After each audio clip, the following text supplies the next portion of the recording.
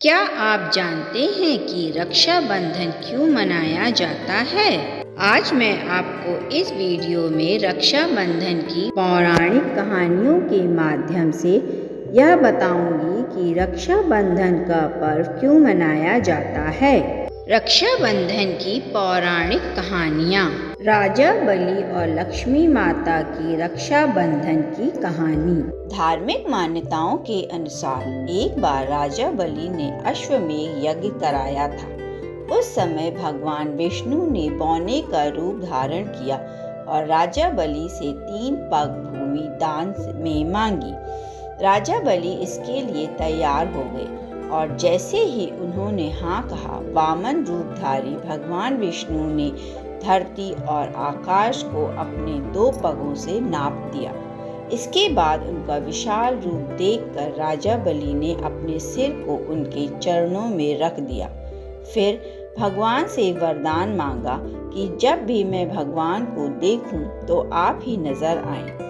हर पल सोते जागते उठते बैठते आपको देखना चाहता हूँ। भगवान ने उन्हें वरदान दिया और उनके साथ रहने लगे।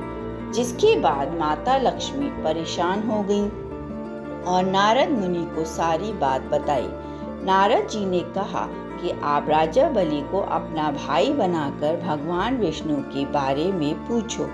इसके बाद माता लक्ष्मी राजा बलि के पास रोते हुए पहुंची तो राजा ने पूछा कि आप क्यों रो रही हैं?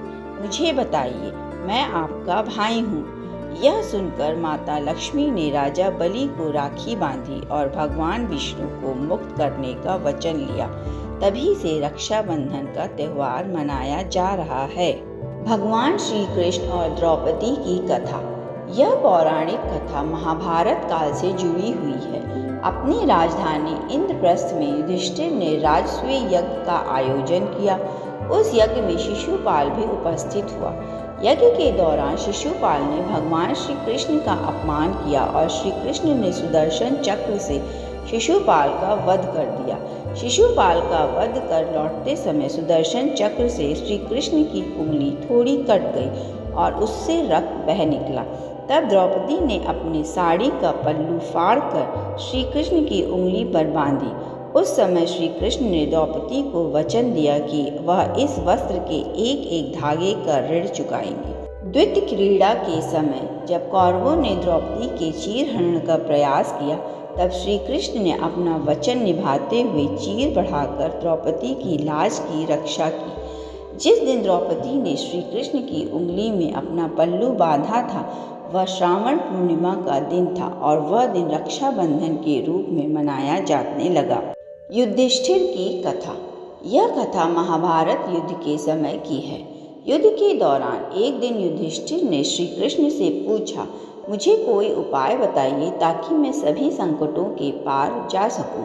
तब श्री कृष्ण ने युधिष्ठिर से कहा, सभी सैनिकों की कलाई पर रक्षा सूत्र बांधो। वह समस्त संकट हर कर विजय प्राप्ति सुनिश्चित करेगा।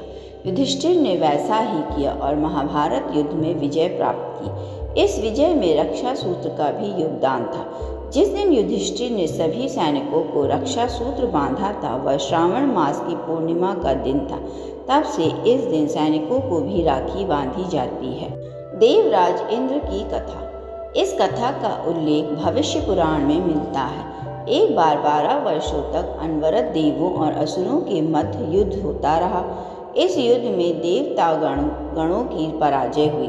देवराज इंद्र सभी देवों के साथ अमरावती चले गए। उधर असुरों ने तीनों लोकों पर कब्जा कर अपना राज्य स्थापित कर लिया और घोषणा करवाई कि इस राज्य में यज्ञ, वेदों का पठन पाठन, पूजा और धार्मिक अनुष्ठान नहीं होंगे। इस तरह तीनों लोकों में धर्म का नाश होने लगा। दुखी और चिंतित देवराज इंद्र गुरु बृहस्पति के पास पहुँचे। उस समय गुरु बृहस्पति के साथ उनकी पत्नी शुचि भी उपस्थित थी। देवराज इंद्र की व्यथा समझते हुए वे बोली, देवराज, कल ब्राह्मण शुक्ल पूर्णिमा है। विधान पूर्वक तैयार किया गया रक्षा सूत्र मैं आपको प्रदान करूंगी। उसे कल रक्षा विधान करवा कर आप ब्राह्मणों द्वारा अपनी कलाई पर बंधवा लेना। आपकी विजय होगी। ब्राह्मण शुक्ल को प्रातःकाल देवराज इंद्र ने शुचि द्वारा दिया गया रक्षा सूत्र ब्राह्मणों द्वारा अपनी कलाई पर बंधवाया और उसके प्रभाव से युद्ध में देवताओं की विजय हुई। उस दिन से रक्षाबंधन पर ब्राह्मणों के माध्यम से मनाया जाता है।